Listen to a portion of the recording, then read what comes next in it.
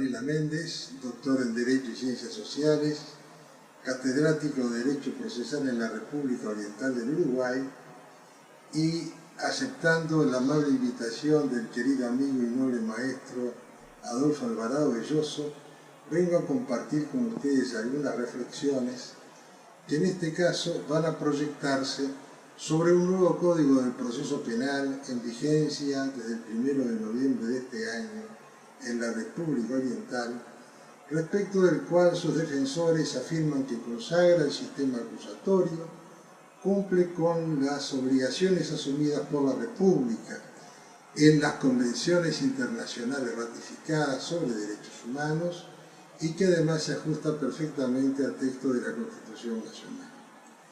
En realidad voy a destacar que existen múltiples antinomias, paradojas, para no utilizar la expresión esquizofrenia de que habla Montero Aroca, entre el modelo constitucional, las exigencias de las convenciones internacionales y el del propio sistema acusatorio en la regulación normativa. Y esto es porque aparecen signos de activismo marcados en este Código del Proceso Penal. Y es que los activistas, como el zorro del que hablaban los romanos, vulpes pilum mutat non mores, y se introducen los distintos vericuetos del proceso.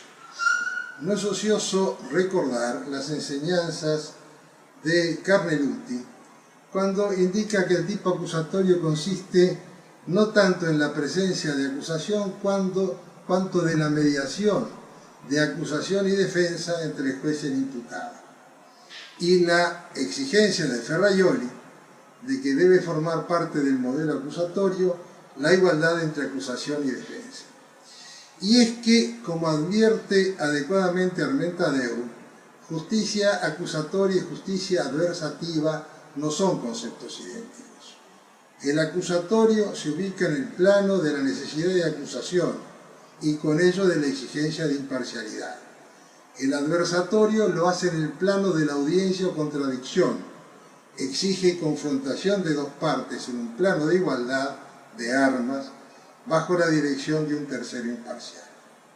¿Cuáles son las antinomias del Código con el sistema acusatorio? La primera, de entre varias. El Ministerio Público, de acuerdo al artículo 43.1, es el titular de la acción penal. No obstante, cuando el fiscal actuante decide abstenerse de investigar o dar por terminada la investigación, a solicitud del denunciante o la víctima, el juez convoca una audiencia y si considera que los hechos pudieran constituir delito, ordena el reexamen del caso por un fiscal subrogante, el que en definitiva decide la cuestión. Si el fiscal decide no iniciar la persecución penal o abandonarla ya iniciada, el juez puede actuar de igual manera. La regulación está contenida en los artículos 98 y 100 del Código. Esto es, que hay un control judicial sobre las decisiones del titular de la acción penal y una preopinión acerca del tema. Y todo ello sin que el juez no quede impedido de seguir actuando, porque podrá hacerlo hasta la audiencia de formalización, donde, entre otros temas de importancia, se puede llegar a resolver la prisión preventiva a título cautelar del imputado. Un segundo aspecto. El artículo 142.2 establece, lo que es propio de cualquier sistema acusatorio, que en caso de duda el juez absolverá al imputado. Y el artículo 144, literal C, expresa que los jueces no podrán realizar actividad probatoria ni incorporar de oficio evidencia alguna.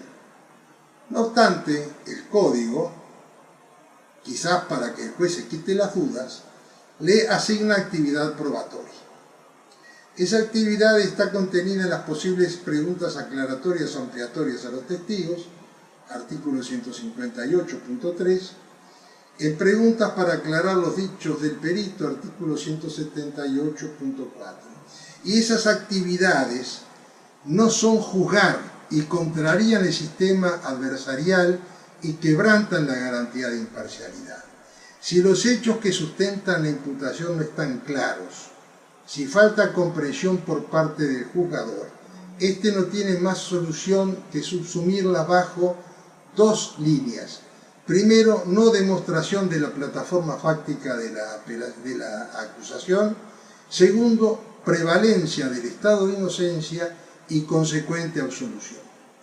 No hay aquí sino manifestación de los activistas, exungue leonem, por la uña se conoce al león, que a pesar de su aparente defensa del acusatorio en materia penal, preconizan que el mismo no resulta desdibujado por el reconocimiento de poderes probatorios al tribunal.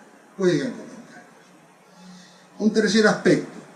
El artículo 264 establece que el fiscal forma un legajo de investigación con la finalidad de preparar sus planteos, lo que en Italia se denomina el fascículo del público ministero y que no es sino el dossier que cualquier profesional del derecho estructura a los efectos de preparar sus demandas o contestaciones.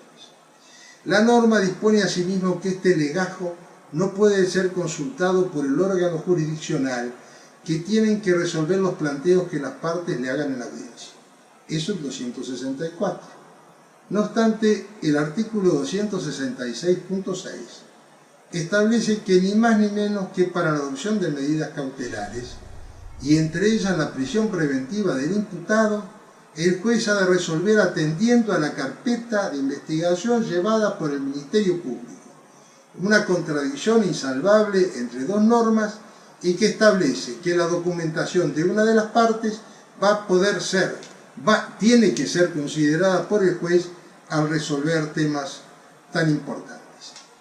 El último aspecto, el artículo 208.3 habilita la interceptación de las comunicaciones entre imputado y defensor cuando el tribunal estime que el abogado puede tener responsabilidad penal en los hechos investigados.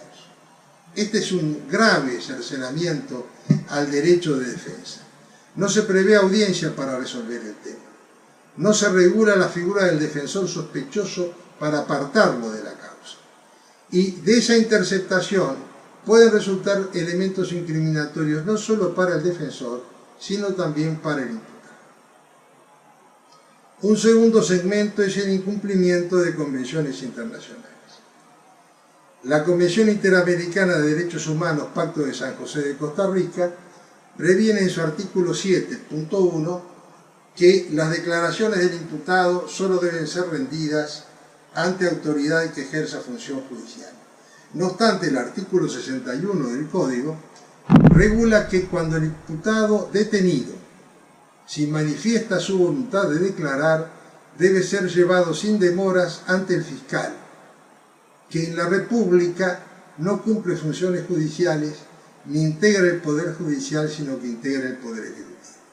Otro aspecto. La misma Convención y el Pacto Internacional de Derechos Civiles y Políticos, en el artículo 14.5, imponen una segunda instancia el derecho de apelar una sentencia de condena ante un tribunal superior, incluso si la sentencia de condena la impone un tribunal de apelaciones. En la República Oriental el proceso penal por faltas es de instancia única, y en el proceso penal por delitos, si el juez letrado absuelve y el tribunal de apelaciones ante la apelación del Ministerio Público condena, solo cabe el recurso de casación, y el recurso de casación solo procesa errores de derecho. Se da el mismo caso que en España, a la que el Comité de Naciones Unidas para la Protección de Derechos Humanos ha reprochado que la revisión judicial solo en materia de derecho no cumple los requisitos exigidos. Por último y brevemente, tampoco respeta el Código la preceptiva constitucional.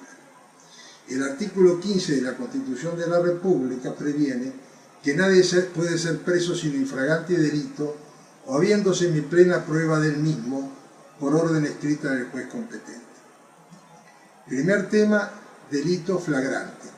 Cuando la Constitución alude a infragante delito, alude a su acepción originaria, estricta, típica y directa, la flagrancia propia que se configura cuando se sorprende a alguien en el acto mismo de cometer un delito, la ley del panadero, con las manos en la masa.